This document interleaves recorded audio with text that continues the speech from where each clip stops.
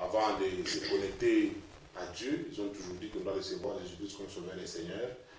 Alors on va voir ce soir, nous avons un débat ce soir en rapport avec ça. Est-ce qu'il faut-il croire en Jésus-Christ comme Sauveur et Seigneur? Parce que si vous allez dans les côtés de l'islam, les musulmans aussi ont une autre lecture en rapport avec ça. Pour eux, Jésus-Christ nous est comme et le dernier prophète, c'est les musulmans, c'est le prophète Mahomet, qui est né d'ailleurs vers 570 et qui est mort en 632. Ce soir, je reçois le frère Colombo Bochab, qui est chrétien, et de l'église Yehoshua Tabernacle sur Kamaramba. Il est un adepte.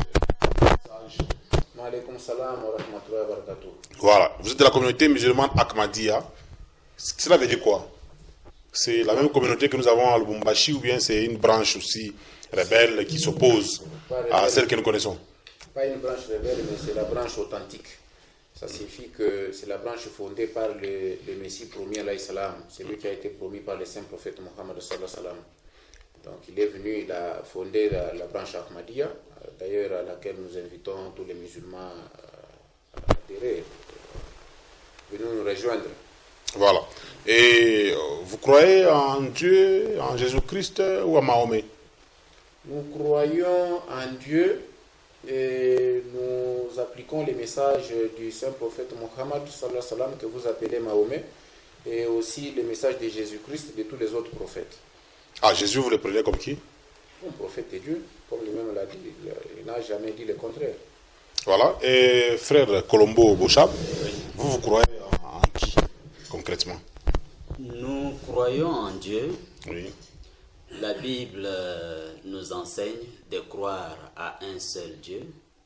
Et ce seul Dieu-là, c'est le Dieu d'Abraham, d'Isaac et de Jacob, qui était apparu à Moïse et qui lui a dit que je suis descendu pour faire sortir les enfants d'Israël. Et par ceci, tu reconnaîtras que c'est moi qui vous fais sortir d'Israël, de l'Égypte plutôt. C'est que quand vous sortirez, vous viendrez me servir sur cette montagne. Et quand ils sont sortis et qu'ils sont arrivés au mont Sinaï, le même Dieu est descendu et il a commencé à parler à Moïse en disant: tu n'auras point d'autre Dieu, tu ne te prosterneras pas devant un autre Dieu. Voilà le seul Dieu que nous servons, le seul Dieu que nous adorons. Il n'y en a pas un autre. Et ce seul Dieu avait promis, comme nous allons le montrer au cours de ce débat, qu'il va venir pour nous sauver. Et il est venu dans un corps de chair, parce que pour nous sauver, il fallait qu'il y ait le sang qui soit répandu. Voilà pourquoi il a pris un corps de chair et il est venu, il a répandu ce sang-là, et c'est comme ça que nos péchés sont pardonnés, que nous sommes justifiés et que nous sommes sauvés. Donc le Dieu qui a créé le ciel et la terre s'est transformé en un homme. Cet homme-là, c'est Jésus-Christ qui est venu nous sauver. Oui. Donc Jésus, c'était un Dieu qui est descendu. Oui, le Dieu, le seul Dieu qui existe, est invisible. Mais pour se rendre visible, il prend un corps. Ça peut être une forme spirituelle ou bien un corps de chair. Il est apparu à Abraham dans Genèse au chapitre 18. C'était 3 hommes. Et au milieu de ces hommes-là, il y avait un homme que Abraham appelait Yahweh l'Éternel. Et aujourd'hui aussi, pour venir nous sauver, il a pris un corps de chair. C'est comme ça que Dieu agit depuis l'Ancien Testament. Voilà, merci. L'imam, vous avez suivi. Donc, Jésus que vous appelez prophète, selon les frères Colombo, c'est Dieu lui-même qui est descendu sur la terre. Il a pris un corps de chair pour nous sauver, tout ça. Et pourquoi vous ne voulez pas croire comme lui? Parce que... J'aime beaucoup le Coran, parce que c'est un livre qui tranche beaucoup de débats. Dans le Coran, il nous dit, si Jésus il daigné de l'adorer. Ça signifie que si Jésus, c'était Dieu qui était venu, Dieu n'allait pas s'exprimer ainsi. Parce qu'il a dit, s'il était en vie, il allait l'adorer. Ce qui signifie qu'il est mort. Même au moment où nous avons la parole ici, Jésus n'est plus vivant. Il était venu, il a transmis un message. Il était mort et puis il est ressuscité. Bon, je crois qu'il y a une mort artificielle qu'on lui attribue à la croix. Mais Jésus lui-même a été malmené, fouetté, tout simplement parce qu'il parlait de Dieu, alors que les gens adoraient les idoles. Et Dieu l'a maintenu en vie, on l'a soigné, et il a continué sa vie. Il est décédé à l'âge plus avancé, 120 ans.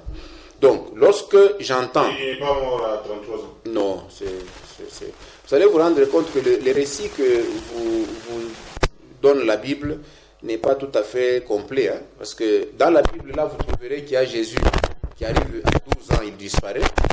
Il réapparaît à 30 ans pour mourir à 33 ans. Donc, nous n'avons pas voulu peut-être nous limiter à ce qui est dans la Bible. D'autant plus que le Saint-Coran est venu nous ouvrir un peu les horizons.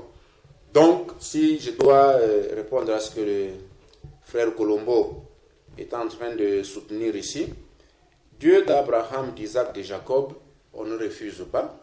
Mais je me demande pourquoi il ne peut pas dire aussi Dieu de Colombo. Parce que c'est ce que nous faisons chez nous, c'est que chacun de nous est en relation avec Dieu. Oui.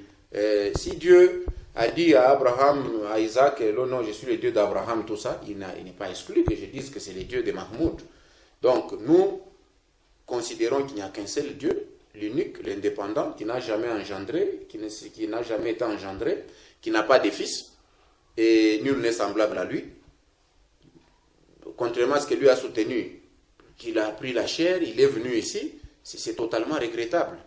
Que Dieu puisse prendre la chair, venir, tout simplement parce que, d'après mon frère à mes côtés, il fallait que les sangs puissent couler pour qu'on soit pardonné. Alors que lorsque je jette un œil, je regarde attentivement dans le monde chrétien, c'est un monde bourré de péchés. Ils commettent beaucoup de péchés et ils se consolent. Satan leur donne un argument pour dire non, tu vois, même si tu commettais ces péchés, Jésus était déjà décédé pour nous. Mais c'est malheureux que de croire de la sorte, parce que Jésus est venu, il a prêché, vous appliquez ses enseignements, vous êtes en accord avec Dieu. Vous les mettez de côté, vous êtes dans les péchés. Et les derniers jours, vous allez en enfer. Donc il faut éviter ce genre de tournures qui risquent de berner beaucoup de gens. Au lieu que les gens craignent Dieu, ils commencent à craindre autre chose. Mais quand il vous dit que c'est Dieu qui est descendu sur la terre, tout ça, qu'est-ce que vous répliquez par rapport à ça? Jésus, c'est Dieu qui est descendu sur la terre. Dieu a toujours été là. Vous savez, les cieux et la terre appartiennent à Dieu. Il est là. Il n'a pas besoin de descendre encore. Il est là. Et au moment où nous parlons ici, il est avec nous. Alors, c'est tout à fait compliqué. C'est parce que dans le monde chrétien, j'ai toujours eu pitié. Ils ne savent pas comprendre que Dieu agit. Même au moment où... Tous les actes qu'ils posent là, Dieu est avec eux. Même s'il faut pardonner, Dieu n'a pas besoin que quelqu'un vienne mourir, la croix, tout ça, il pardonne. Non. La Bible dit la parole s'est fait chair. Non, écoutez... Au commencement était la parole s'est fait chair, tout ça. Tout ce vous savez, quand un prophète vient, le Saint-Coran dit que quand Moïse est allé vers Pharaon, il était le Dieu de Pharaon. Donc Dieu, moi personnellement, j'ai fourni des efforts pour que je puisse créer une confusion entre Dieu et moi. C'est-à-dire, qui m'a vu a vu Dieu. C'est-à-dire, dès que je suis en accord avec Dieu, dès que je suis totalement soumis à la volonté de Dieu, nous allons former un. Et dès qu'on a formé un, c'est-à-dire, lorsque je vous parle, c'est Dieu qui vous parle. Donc, c'est en ce sens-là que Jésus pouvait peut-être s'exprimer de la sorte où qu'on pouvait dire non, la parole s'est faite chair. Voilà, merci. Frère Colombo, vous avez suivi l'imam. Quand on dit Dieu se fait chair, cela ne veut pas dire que Dieu est descendu, tout ça. Donc c'est Jésus qui est venu, tout ça. Vous ne pouvez pas l'attribuer, tout ça. Vous savez suivi ce qu'il a dit, qu'est-ce que vous répliquez par rapport à ça? Oui, heureusement qu'il l'a dit sans passage de l'écriture.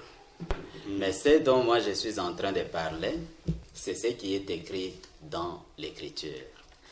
Je donne un passage par rapport à ce que vous-même vous avez suscité en posant la question. Quand vous dites Dieu s'est fait chair, c'est ce qui se trouve dans Jean au chapitre 1er. On dit au premier verset, au commencement était la parole, et la parole était avec Dieu, et la parole était Dieu. Elle était au commencement avec Dieu, cette parole.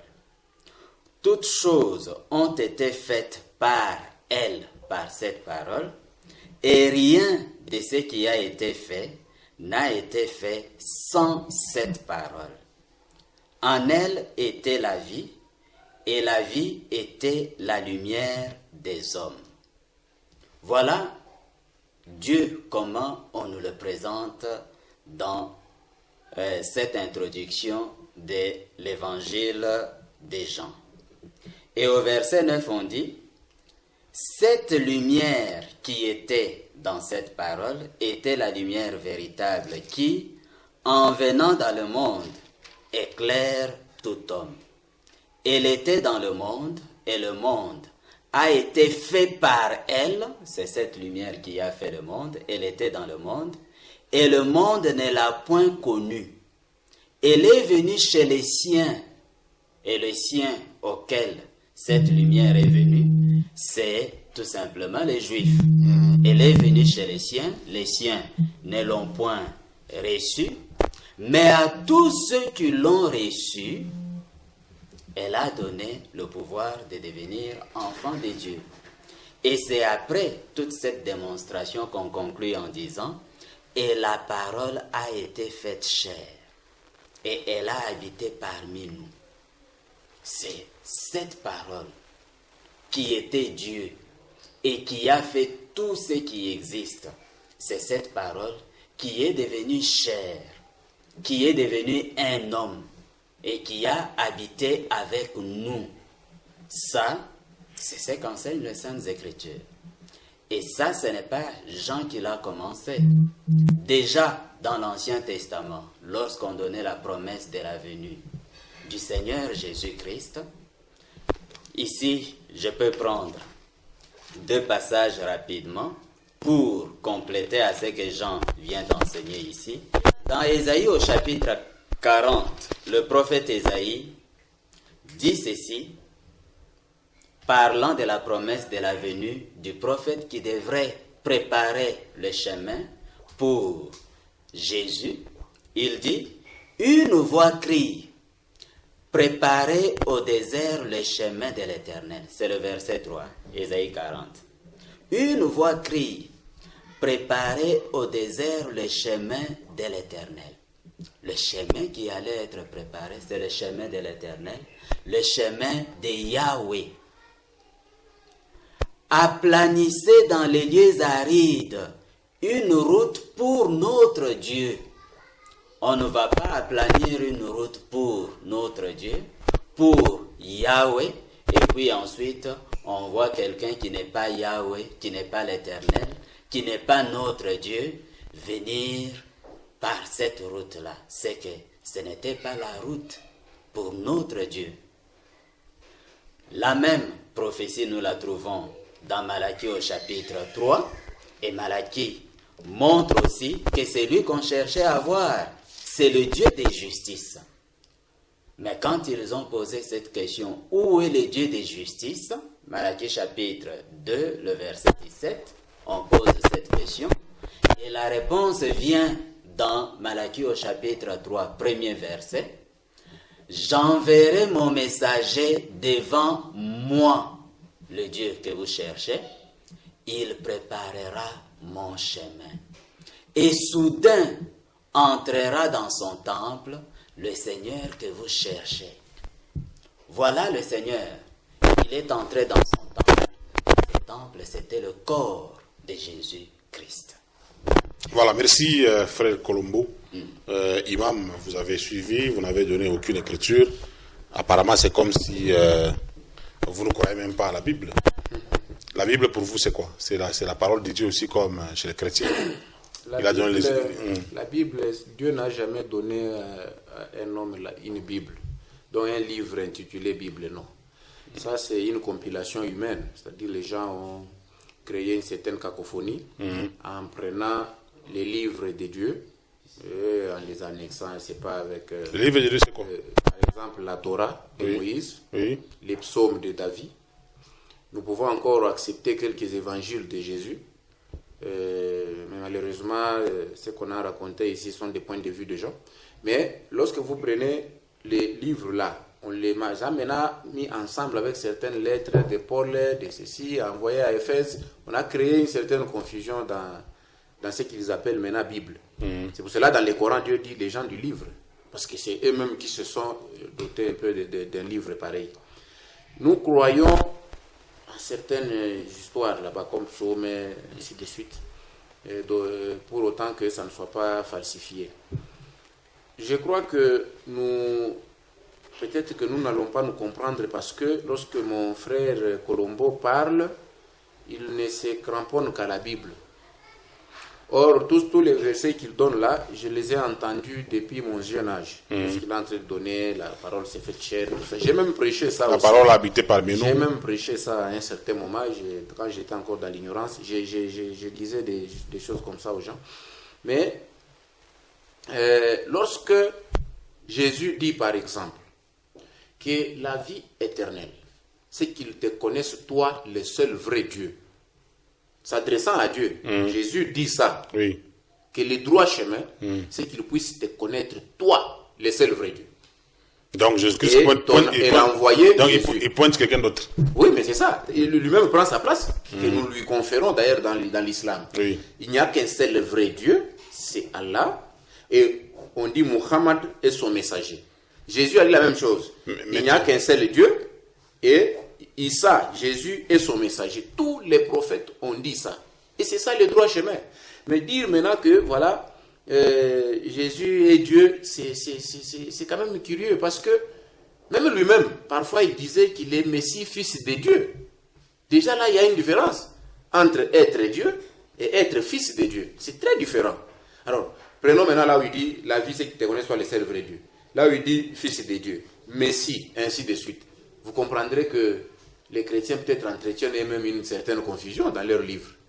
Mais chez nous, on tranche, parce que les mêmes kalimats là, donc te connaître toi le seul vrai Dieu, et c'est lui que tu as envoyé, Jésus-Christ, tous les prophètes l'ont dit. Et là nous disons que ça c'est quand même fiable, parce que les saints prophètes Muhammad sallallahu alayhi wa sallam a dit la même chose. La ilaha illallah, Muhammad Rasulullah. Il n'y a qu'un seul Dieu, c'est Allah, Muhammad, son messager. Et lorsqu'on prend Moïse, la même chose, tous les prophètes ont repris la même phrase. Donc moi je crois que c'est la phrase qui peut nous... Mais Jésus avait dit dans la Bible, moi et le Père, nous sommes un. Oui, mais c'est ce que je viens de vous dire ici. Chacun de nous doit viser ça. C'est-à-dire lorsque vous abandonnez le péché, vous avez la crainte de Dieu en vous, vous allez former un. Et dès que vous formez un, c'est tout. Donc Dieu parle avec vous, il touche avec vous, il regarde avec vous. C'est comme ça. Et on ne va pas vous adorer pour autant. Non. Tous les prophètes qui sont venus ont formé un avec Dieu. Et nous ne les avons pas adorés. Nulle part. Les frères Colombo ne me donnera pas un verset où Jésus dit, voilà, je suis Dieu. Lui-même, pas ce qu'on dit. Parce que bon, les gens à l'époque n'avaient pas de niveau. Jésus lui-même a dit que j'ai beaucoup d'histoires que je peux vous dire maintenant, mais vous n'allez pas les comprendre. Jésus savait que le niveau était en train d'évoluer et que les gens pouvaient l'adorer facilement. Les gens qui adoraient les idoles peuvent facilement adorer quelqu'un qui opère un petit miracle. Et on l'adore. Jésus lui-même, quand on l'appelle bon, il refuse. Moi, je n'ai jamais vu quand même Dieu refuser qu'on puisse l'appeler bon. Bon, non, nul n'est bon que celui qui est dans les cieux. Déjà là, il crée une différence entre lui et celui qui est dans les cieux, et que lui dit qu'il n'est pas bon.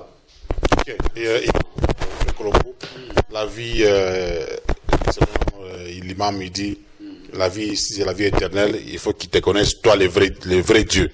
Le seul vrai Dieu. Vous ne voyez pas que là, Jésus-Christ pointe quelqu'un d'autre qui est le vrai Dieu. Lui qui n'était que son messager. Oui. Ici, je remarque d'abord que l'imam n'est pas revenu sur les passages que j'ai donnés pour démontrer la fausseté de ce que je disais. Mais qu'à cela ne tienne, je reviens à ces questions.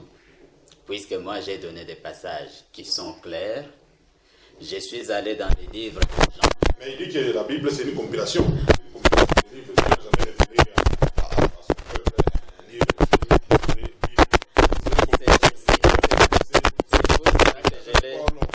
C'est pour cela que je l'ai noté ici.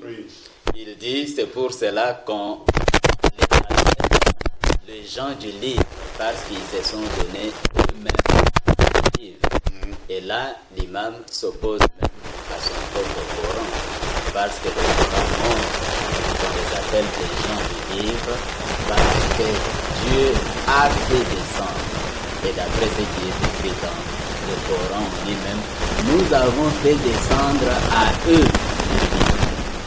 Et on dit, c'est lui qui a été fait, qu'on a fait descendre avant, on dit, les livres qu'on a fait descendre à eux avant le tien.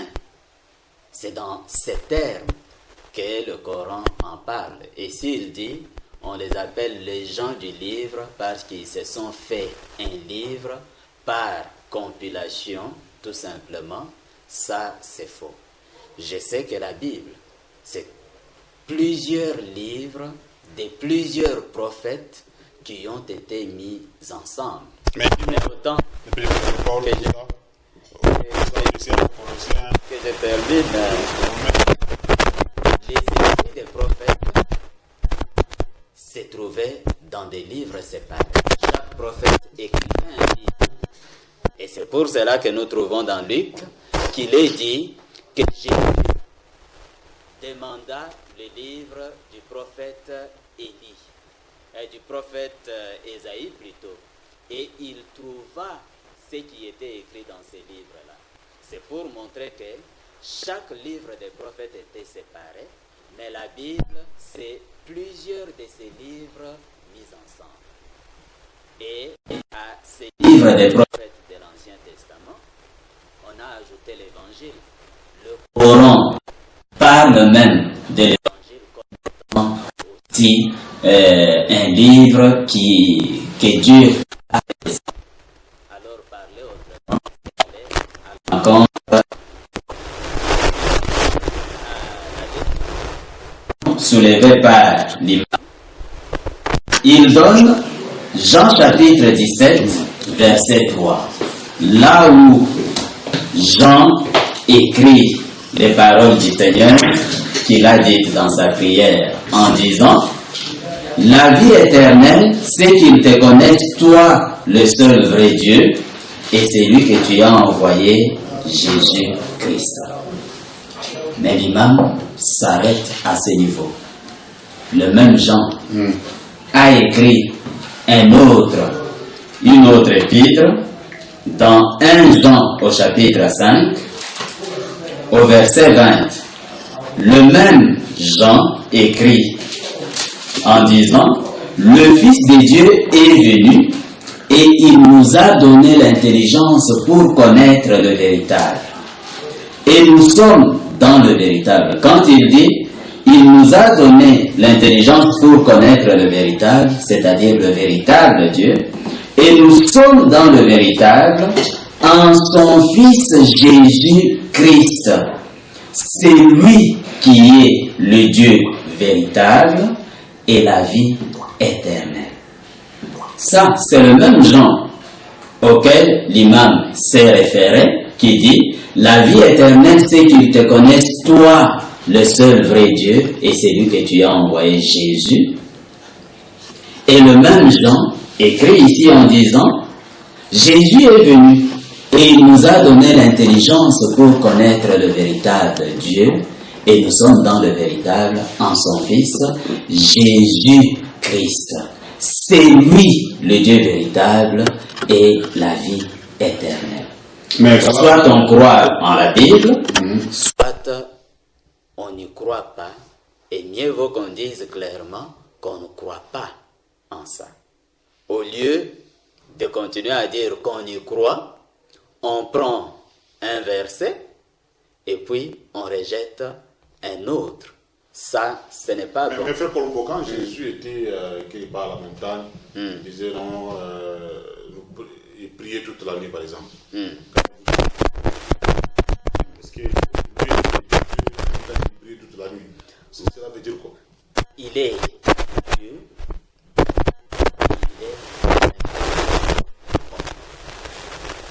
C'est Dieu qui a pris un corps de chair.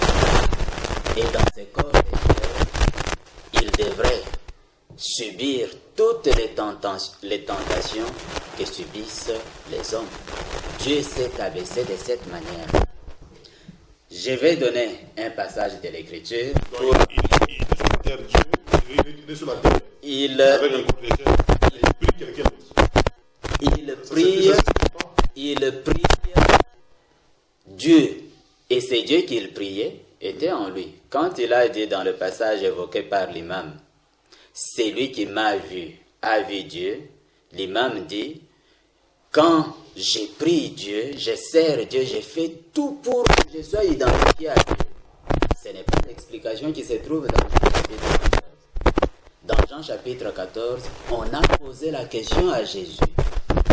Montre-nous le Père. Et c'est là que Jésus a répondu en disant, aussi longtemps que je suis avec vous, Philippe, tu ne m'as pas connu. Ne crois-tu pas que le Père est en moi et que moi je suis dans le Père? Celui qui m'a vu a vu le Père. Celui qui l'a vu a vu le Père parce que le Père était en lui. Et s'il priait, il priait quelqu'un qui était en lui dans toute sa plénitude.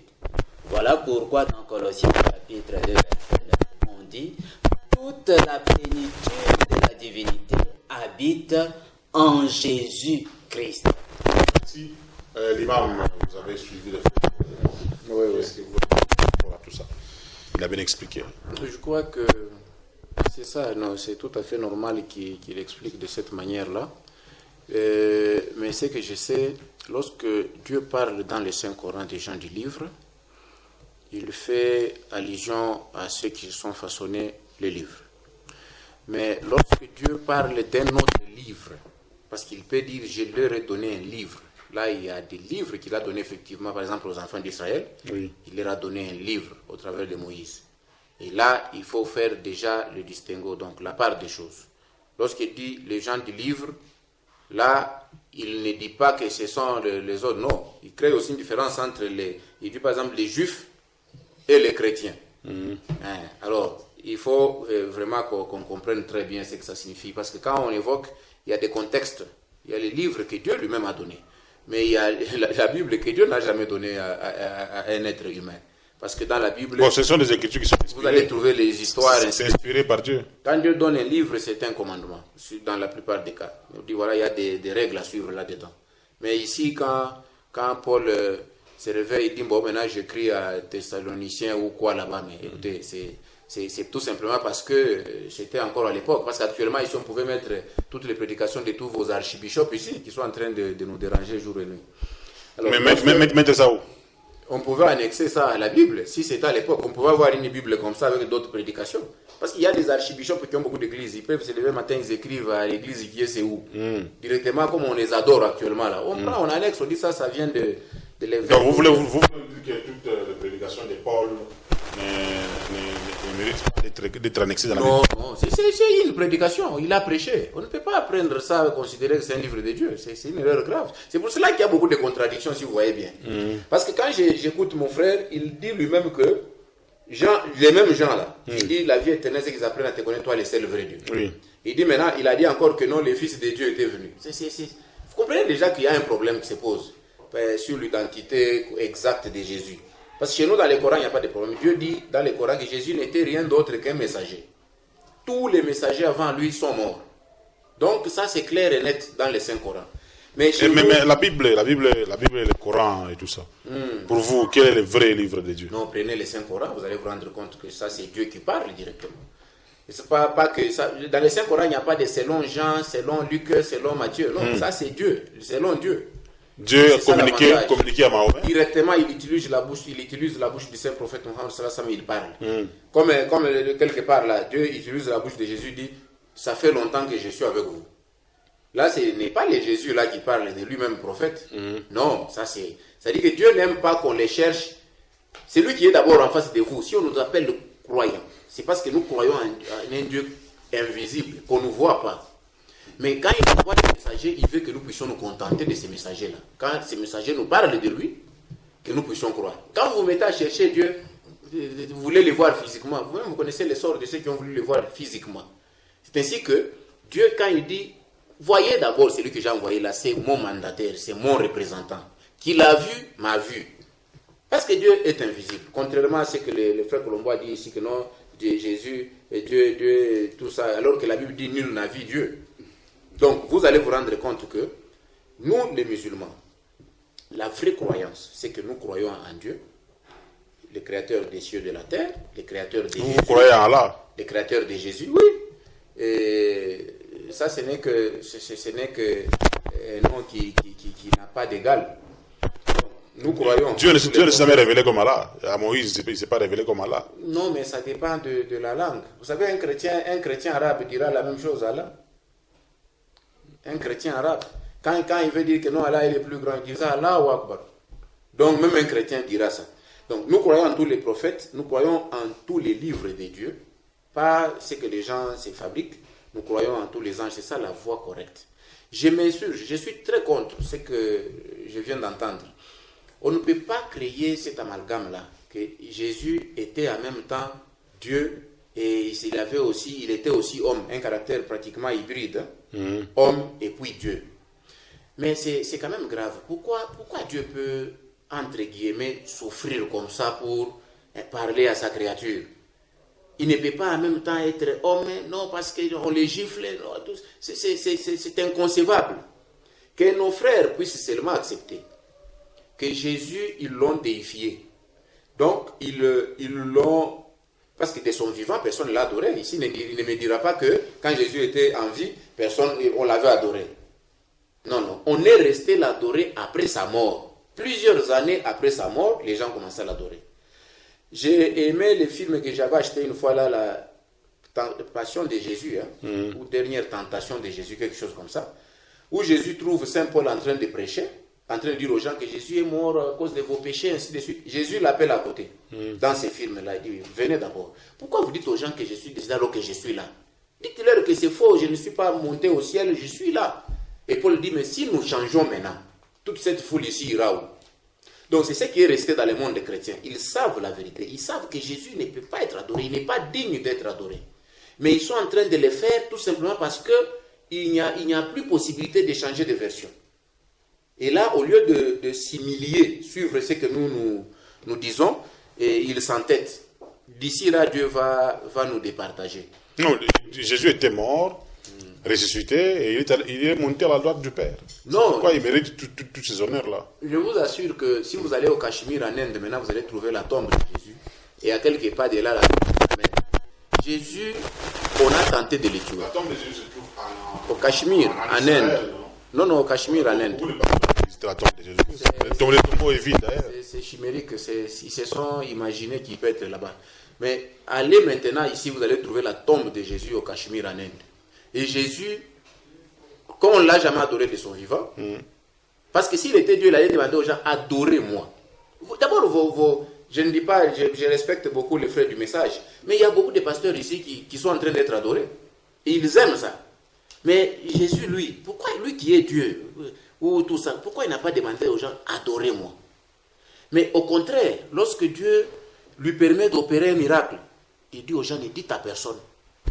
Ne pas dire à personne, là, ça signifie quoi? Les gens pouvaient l'adorer, risquer de l'adorer. C'est pour ça qu'il ne voulait même pas que ça se répande, parce que les gens n'avaient pas de niveau suffisant.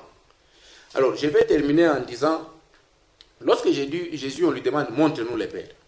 Il dit le Père est en moi, moi je suis dans le Père. Ça ne contredit pas ce que j'ai dit. Les enseignements de l'islam, lorsque vous les prenez, ce n'est pas dans leur intégralité, sont là pour que nous puissions former un. Je prends l'homme, je le mets en contact avec Dieu. C'est ça même le niveau que tous les prophètes ont atteint. C'est ça le niveau des enseignements de l'islam. Donc si je vous prêche l'islam, je vais faire en sorte que vous puissiez vous rapprocher de Dieu, gagner la proximité de Dieu, si bien que vous allez former un. Et dès que vous avez formé un, ça dit que Dieu est en moi, moi je suis en lui. Et lorsque je vais quelque part, je parle de Dieu, ça ne sert à rien que vous puissiez le chercher. Croyez en moi d'abord, croyez, dites que voilà, c'est Dieu qui est en train de nous parler au travers de cet homme. Mais je ne demanderai pas aux gens de m'adorer. Voilà, merci. Frère Colombo, je pense qu'on dit à ces gens de l'adorer.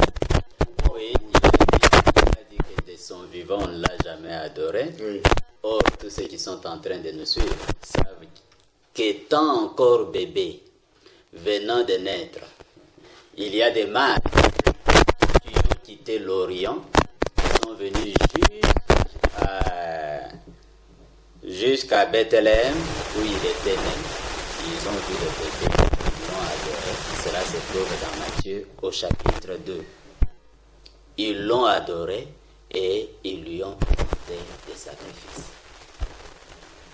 Dans l'histoire de la tempête apaisée, lorsqu'il y a eu la tempête et que la barque voulait vraiment chavirer, lorsqu'on a réveillé Jésus et qu'il a arrêté la tempête, il a été adoré. Lorsque ses disciples, après sa résurrection, sont allés le voir dans Matthieu au chapitre 28, les rencontrer sur la montagne qu'il leur avait désignée, ils l'ont adoré. Donc dire qu'il n'a jamais été adoré, c'est faux. C'est tout simplement contredire les écritures qu'on semble utiliser pour soutenir ce que l'on veut faire passer. Nous ne sommes pas ici pour fabriquer des histoires. Nous sommes là pour parler au peuple des choses qui sont réelles. Il n'y a personne aujourd'hui qui peut, en fabriquant une histoire, nous dire que son histoire-là est vraie. Ce sont des gens qui étaient contemporains de Jésus, qui ont écrit, qui peuvent nous dire qui était Jésus, comment il est mort, et nous dire aussi qu'il était ressuscité. Ceux qui disent qu'il était ressuscité, c'est parce qu'il s'est manifesté à eux.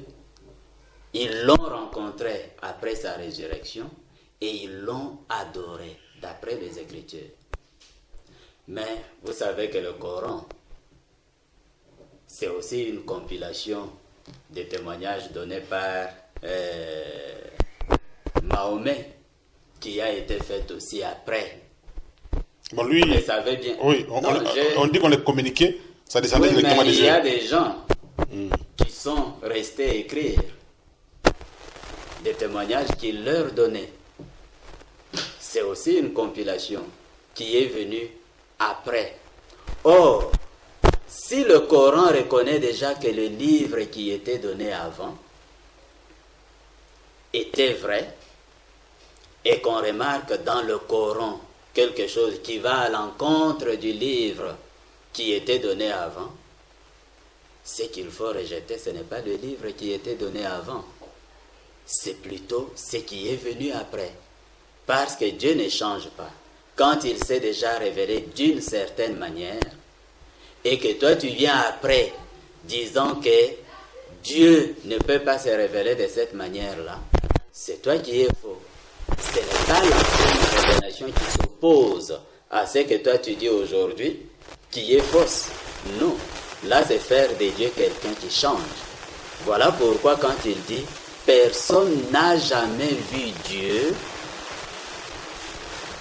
il peut évidemment prendre un passage de l'Écriture disant « Personne n'a jamais vu Dieu ». Ici, je lui donne le passage qui montre que Moïse a vu Dieu. sur le mont Sinaï. Quand Dieu lui a parlé et il lui a dit, va dire aux anciens d'Israël, le Dieu d'Abraham, d'Isaac et de Jacob m'est apparu. Apparaître, ça veut dire se rendre visible à quelqu'un. Quand, dans Genèse au chapitre 18, on dit d'Abraham qu'Abraham a vu Dieu, il est resté avec Dieu, discutant avec Dieu à propos de Sodome et Gomorrhe. Abraham intercédant pour Sodome et Gomorrhe devant Dieu. Il avait vu Dieu. Mais cela ne contredit pas le fait que Dieu est invisible. C'est pour cela que je voudrais l'amener à comprendre que ce Dieu visible-là, il peut prendre un corps et se rendre visible comme il l'a fait chez Abraham, comme il l'a fait chez Moïse, comme il l'a fait aussi dans le corps appelé Jésus, parce que d'après les prophéties de l'Ancien Testament, le chemin que Jean-Baptiste devrait préparer, c'est le chemin de Dieu, c'est le chemin de l'Éternel. C'est l'Éternel qui devrait venir après Jean-Baptiste, c'est notre Dieu qui devrait venir après lui. Les musulmans d'aujourd'hui, ceci, un menuisier qui crée une table et que la table tombe en panne.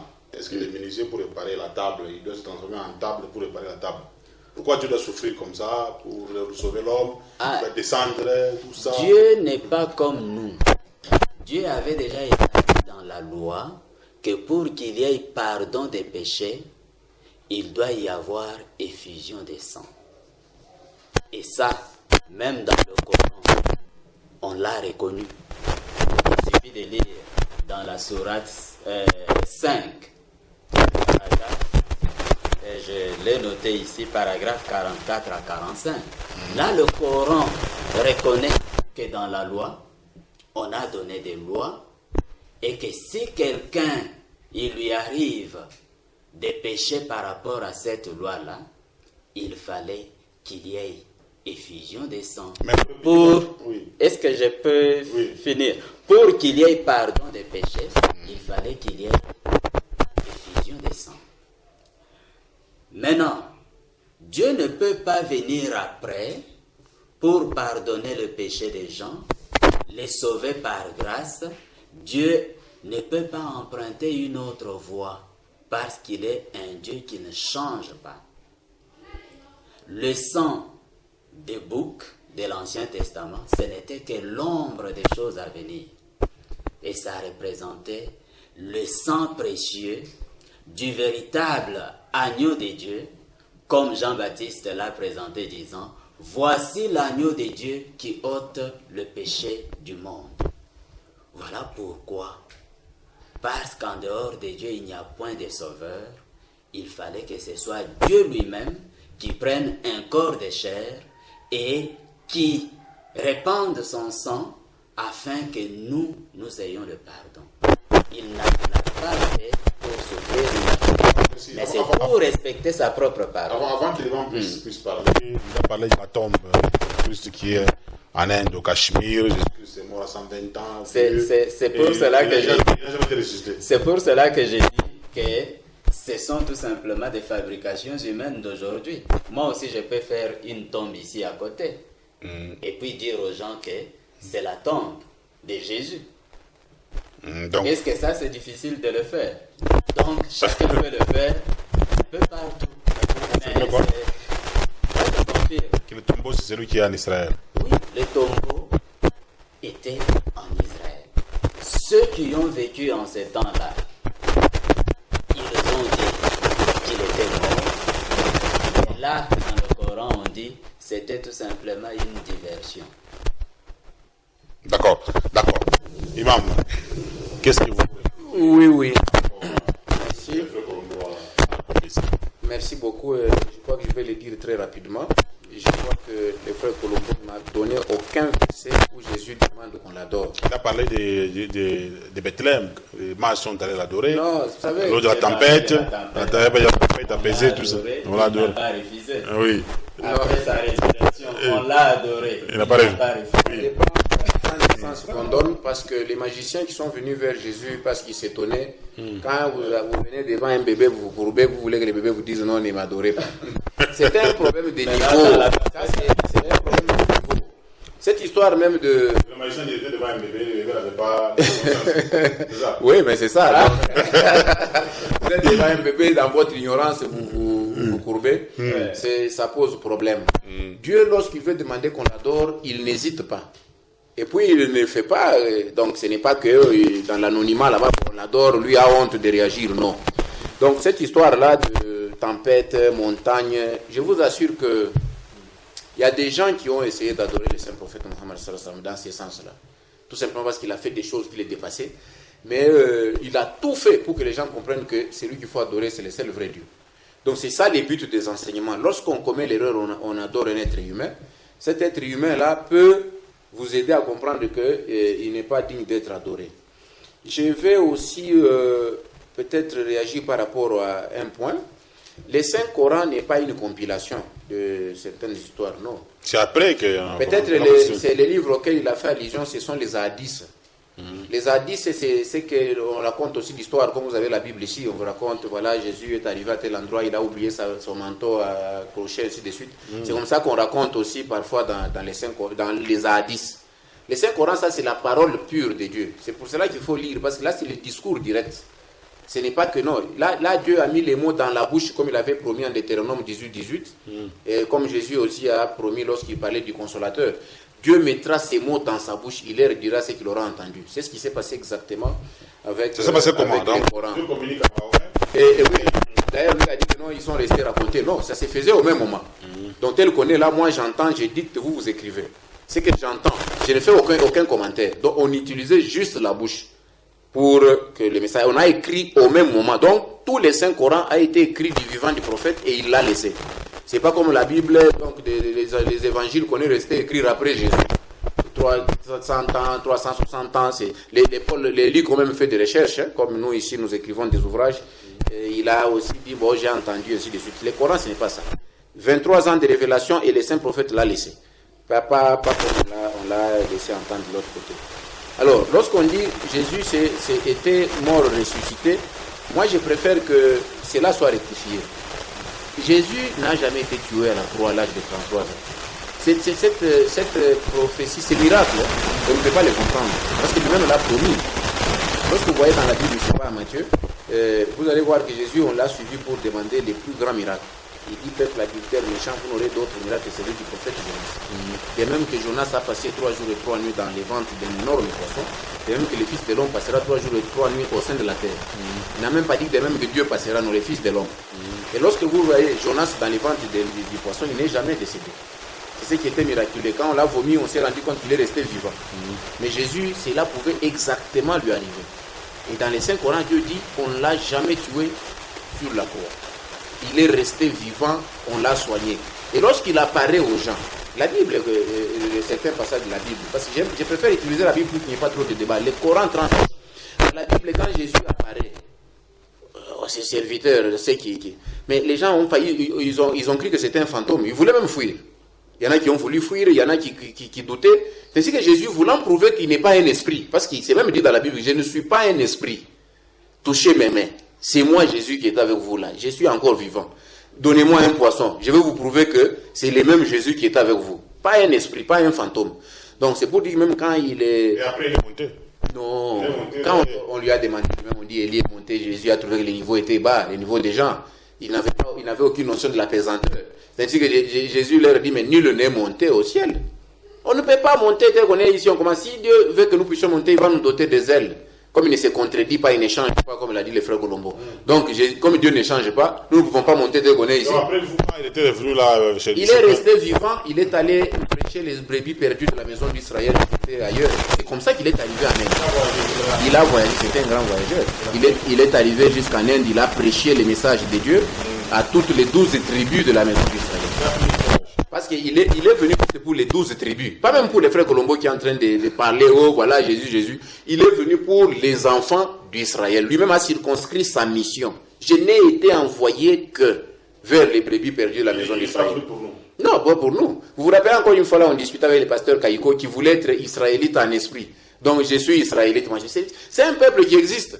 Nous les connaissons, les enfants d'Israël, on les connaît. Jésus est venu vers eux. Mais qui est censé sauver, comme il est venu pour le peuple d'Israël, ouais. Qui est censé maintenant sauver l'humanité? Voyez quand vous lisez quand Jésus partait, il a dit le consolateur qui va venir va vous conduire dans toute la vérité. Oui. Et il dit, il vous dira tout ce qu'il aura entendu. Et lorsque le Saint-Coran, Dieu parle au Saint-Prophète Mohammed sallallahu alayhi wa sallam, il dit, tu es le prophète pour toute l'humanité. Pas pour... vous voyez quand il a commencé à dire Dieu d'Abraham, d'Isaac, de Jacob, malheureusement il a oublié que Dieu avait dit qu'il est le Dieu aussi d'Ismaël. Donc lorsque vous prenez ça, Dieu s'adressait à un peuple bien précis. Mais s'agissant maintenant du Saint-Coran, ça c'est un livre pour toute l'humanité, c'est dit clairement. Mais par entêtement, je sais que Dieu va pouvoir aider que Satan puisse laisser tranquille d'autres personnes qui croient au Saint-Coran. Parce qu'en croyant au Saint-Coran, on est là, on est concerné. Pas quand on prend les messages adressés aux enfants d'Israël, on veut l'appliquer ici à Lubumbashi, ça cause problème. Donc lui, s'il veut te sauver, il doit... En principe, parce qu'il a une foi incomplète. La foi ne sera complète que lorsqu'il va croire au Saint-Prophète Mohammed sallallahu alayhi wa sallam, au Saint-Coran et au Dieu Tout-Puissant. Votre réaction avant que vous puissiez passer vraiment les clôtures, parce qu'on est en train de chuter. Oui, comme je l'avais déjà dit, il est en train de raconter l'histoire fabriquée par les gens aujourd'hui. Je crois que s'il disait ce qui est vrai, il aurait dit telle personne a vécu pendant cette période-là et a raconté telle ou telle autre chose. Nous avons des écrits du 1er siècle. On peut prendre par exemple l'historien Joseph. On verra qu'il a parlé de Jésus. Et il a aussi dit qu'il était mort. Il a parlé de ses adeptes. Mais lui, il dit, on est venu voler son corps.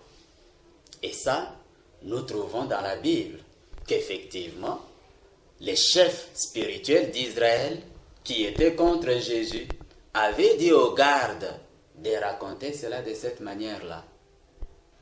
Là, nous sommes quand même devant des choses qui sont auxquelles on peut donner du crédit. Ce n'est pas quelqu'un qui vient aujourd'hui qui fabrique. Il y a le corps de Jésus qui est en Kamba. Allez, on croit comme ça. Il faut parler des sources. Il faut parler des choses qui sont réelles. Il ne faut pas venir raconter des histoires seulement comme ça à la télévision, comme raconter. Non, ce n'est pas ça qu'il faut faire.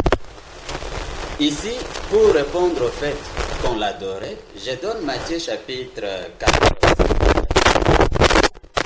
Ceux qui étaient dans la barque vinrent adorer Jésus et dire, tu es véritablement le Fils de Dieu. Je ne parle pas des choses en l'air. On n'a pas dit que tu es Dieu. Tu es véritablement le Fils de Dieu. Et les Juifs comprenaient très bien. Quand on dit le Fils de Dieu, c'est que ça veut dire. Et lui aussi, il comprend très bien pourquoi il refuse de croire que Jésus est le Fils de Dieu. Il le sait très bien. Dans Jean au chapitre 5, au verset 18, lorsque Jésus a dit qu'il est le Fils de Dieu, on a pris des pierres pour le lapider.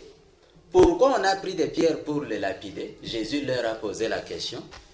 Ils ont dit, c'est parce que tu t'es fait le Fils de Dieu, te faisant de cette manière-là, Dieu lui-même. C'est parce que le Fils de Dieu, d'après les promesses qui se trouvent dans l'Ancien Testament, dans les écrits des prophètes, le Fils de Dieu, ce serait Dieu lui-même qui s'est formé un corps dans le sein d'une femme et qui vient dans ce corps-là pour nous sauver. Voilà le Fils de Dieu qui était promis.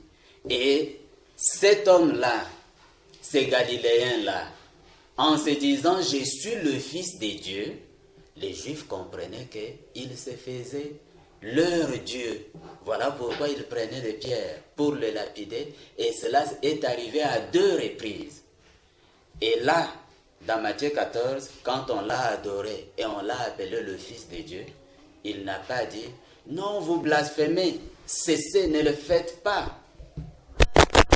Ici, je l'ai donné, c'est parce qu'il a évoqué le fait que de l'autre côté, il a été adoré étant bébé. Il ne pouvait pas interdire qu'on l'adore. Mais ici, dans Matthieu chapitre 14, il n'était pas bébé. Après sa résurrection, lorsqu'on l'a adoré, il n'était pas bébé. Vous voyez, hein? Là, je parle des choses qui sont réelles, des choses qui sont écrites, des choses que je peux facilement démontrer.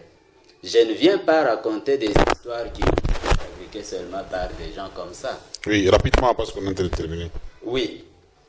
Jésus-Christ, c'est lui le Dieu pour lequel Jean-Baptiste a préparé le chemin. Et l'imam ne revient pas sur ce passage qui se trouve dans le livre du prophète Ésaïe. Il ne nous dira pas que le livre du prophète Ésaïe est faux.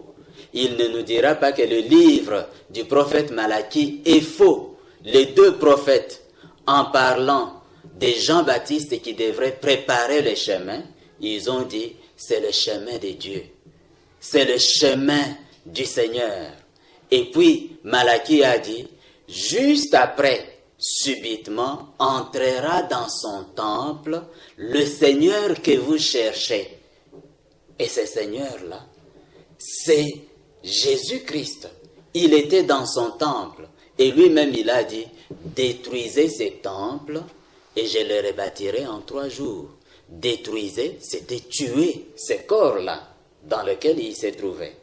Et lui, il était en même temps celui qui était dans le corps, en même temps le corps. Mais l'imam m'a dit que... Voilà pourquoi il pouvait ressusciter ce corps-là. Mais il est déjà monté, parce que l'imam dit, Jésus avait dit, nul n'est monté au ciel. Nul n'est monté au ciel. Oui, nul n'était monté au ciel. Quand il dit nul n'est monté au ciel, c'est là où Dieu siège. Mais je crois que l'imam connaît le passage de la Bible. Il y a un certain nombre de ciels. Nul n'est monté là où Dieu était, nul de ceux qui étaient en train de l'écouter. Jésus, lui, quand et lui, il le disait pour le pousser à croire ce qu'il était en train de dire. Et il n'y a que celui qui est descendu du ciel, Jésus-Christ, le Fils de l'homme, qui est au ciel. Il était là sur la terre, c'est dans Jean chapitre 3, verset 13, en leur disant, moi je suis descendu du ciel, moi le Fils de l'homme, qui est au ciel. En même temps qu'il était sur la terre, il était au ciel. Et ça, ce n'est pas un homme ordinaire. Merci. C'est un homme spécial. Merci. Il va nous à la fin de l'émission. Qu'est-ce que vous pouvez donner comme conclusion par rapport avec le débat? Parce que ce soir, vous concluez comme Ce que je vais donner comme conseil à nos chers téléspectateurs, les créatures de Dieu, c'est que qu'on ne vous plonge pas dans une distraction inutile.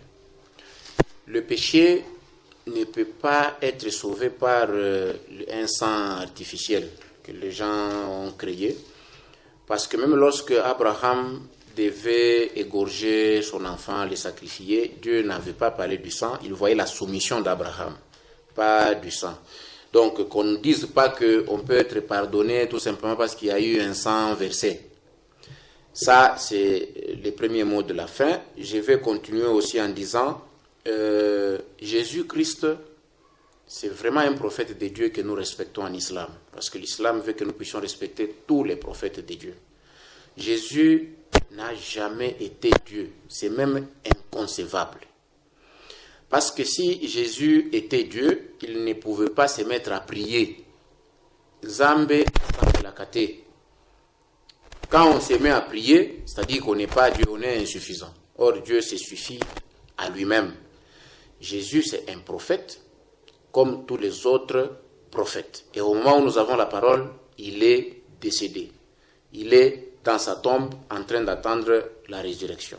Et les derniers jours, il dira lui-même, le Saint-Coran les confirme, que les gens ont été déroutés. Il va même demander pardon à Dieu, il va essayer d'intercéder en faveur de ceux qui sont restés se perdre. Alors, les chemins de Dieu se trouvent dans les enseignements de chaque prophète. Lorsque vous prenez les enseignements du prophète Moïse, vous les lisez, vous allez trouver les chemins de Dieu. Préparer un chemin, ce n'est pas que Dieu descend lui-même, Dieu est partout. Il vous envoie les livres, il vous envoie ses enseignements qui vont vous conduire à lui. Chaque prophète était toujours annoncé.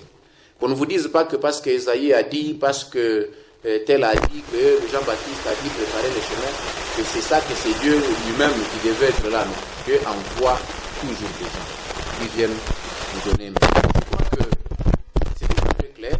Je ne suis pas l'ennemi de Jésus, mais je peux vraiment vous dire que le Jésus que vous adorez actuellement n'est jamais venu dans ce monde. C'est un être que vous vous êtes façonné, fabriqué, vous vous êtes imaginé quelqu'un et vous êtes mis à l'adorer.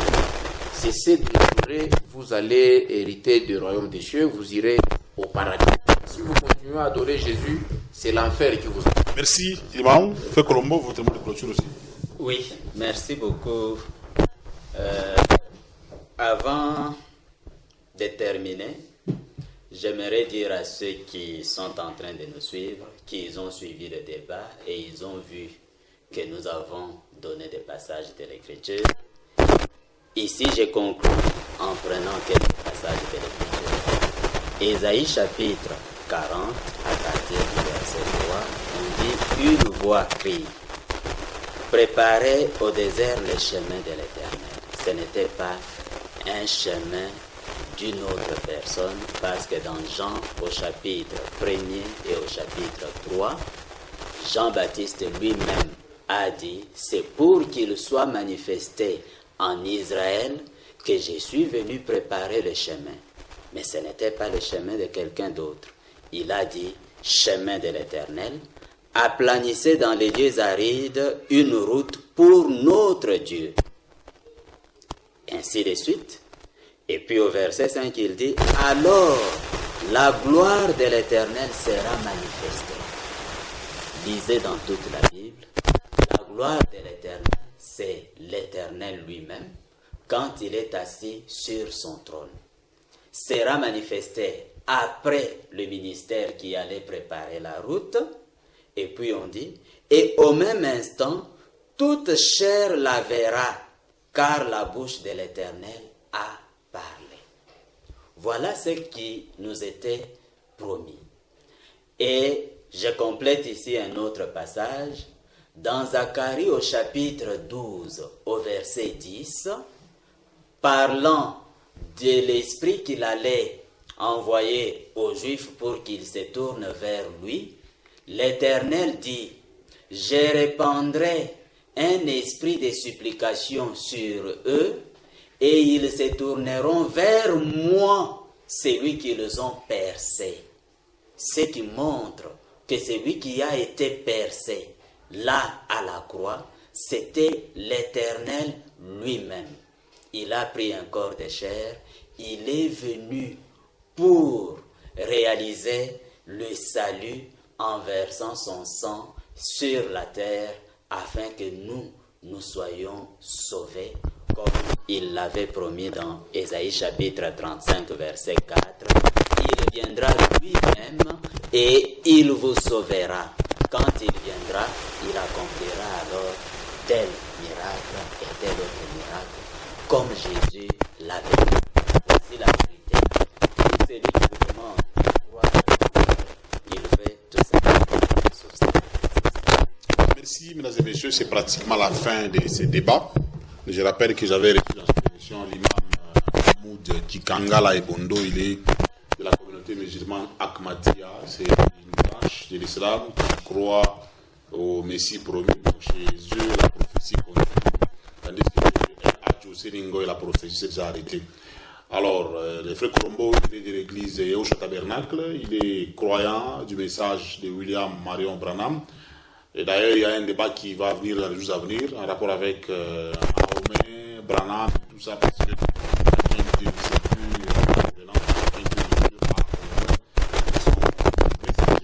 alors, on y reviendra prochainement. Merci à Fiston Chibassou qui était au cadrage, merci à la technique. On se retrouve la semaine prochaine pour un autre numéro. Merci beaucoup, frère Colombo. Merci. Ouais, merci beaucoup. Ouais, merci beaucoup, l'imam. Prochainement, on tablera sur Branham. Là, on est là. Là pour Branham est dans la Bible. de Dieu. Branham, il est quand même dans la Bible. Mahomet n'est pas dans la Bible. Non, il est là. Mahomet. Je vais l'éprouver. Si vous voulez, dans la Bible. Et je vais démontrer qu'il est dans la Bible. Branham aussi est dans la Bible, dans la C'est ça.